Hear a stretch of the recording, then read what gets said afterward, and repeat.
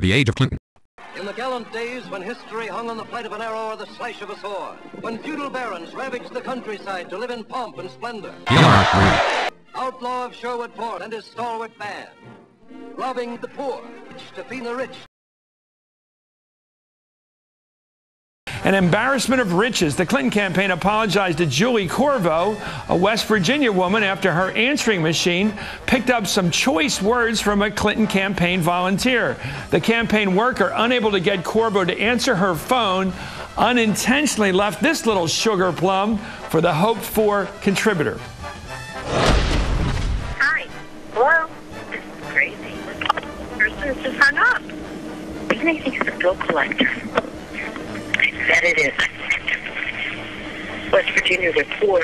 $109 million, not bad for retirement pay. The Clintons finally released their tax returns. But they haven't released their tax returns from last year. Right, that's the problem. The one thing they promised to do, give us your tax returns from last year, and they haven't done it. They've dumped out the bad news Friday. Joan, all they've done here is tell us they're not going to release their returns from last year. They can talk about extensions and giving us the details later. They were going to give us this information before April 15th, and they're not doing it. Well, am I right to suggest the real question is not how much they made, but where they got it from?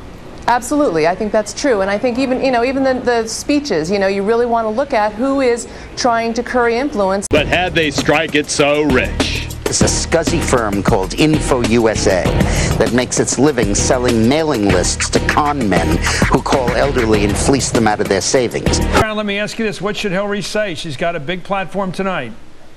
Well, she should actually do her best to try to figure out how to get some of that money back that she's lent her campaign, which means that she's got to tell them something that will give them the idea they ought to put more money in to give her an opportunity to go till June, when, in fact, Barack Obama may very well have 2025. Can she rightfully ask people to contribute to her own debt repayment? No, I don't think she'll do that directly. I think she will talk about the needs of the campaign going forward. And obviously, all the indebtedness is part of the campaign going forward. She will not say, however, give me some money. But if she does succeed in getting a lot more cash and grabs 10 million of it, of the hot cash, that's not going to be too heartwarming, is it, for the contributors out there? Well, there's so many vendors out there. I think she'd be better off probably trying to pay off those vendors. That email, though, and that fundraising, I don't want to use the term Ponzi scheme, but if we were not talking about politics and the chance for a payoff for people who were investing or donating to a campaign were as little as the chances are of those who would donate to Senator Clinton's campaign right now, if we were not in a political setting, we might use the term Ponzi scheme or pyramid scheme.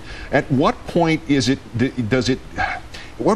it become some sort of political scam to be insisting to people this can happen when the odds are the proverbial odds of passing the camel through the needle? Obama has the better shot at winning. He has a lot less baggage than the Clintons.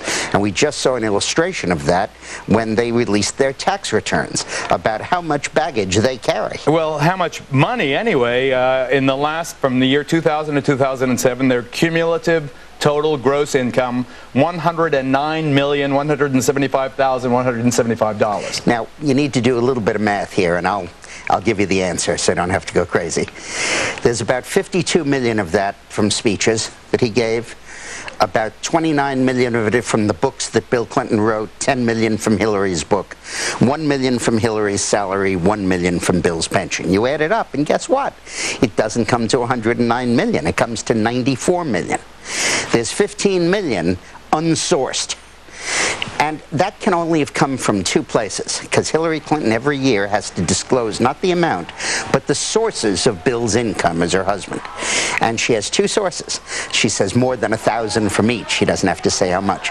One is a scuzzy firm called Info USA that makes its living selling mailing lists to con men who call elderly and fleece them out of their savings. They sold lists like gullible seniors or elderly with Alzheimer's.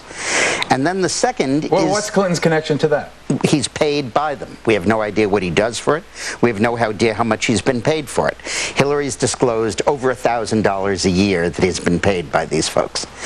And the second is a partnership that Bill and Ron Burkle, the supermarket magnate, and the Emir of Dubai set up of the three of them, kind of like a sovereign wealth fund. And Bill was essentially paid a commission for bringing the Emir into Burkle's company that was called Ukaipa for managing their investment. And from these two sources, he was paid up to $15 million. Now, it couldn't be any other source, otherwise Hillary would have had to have listed it.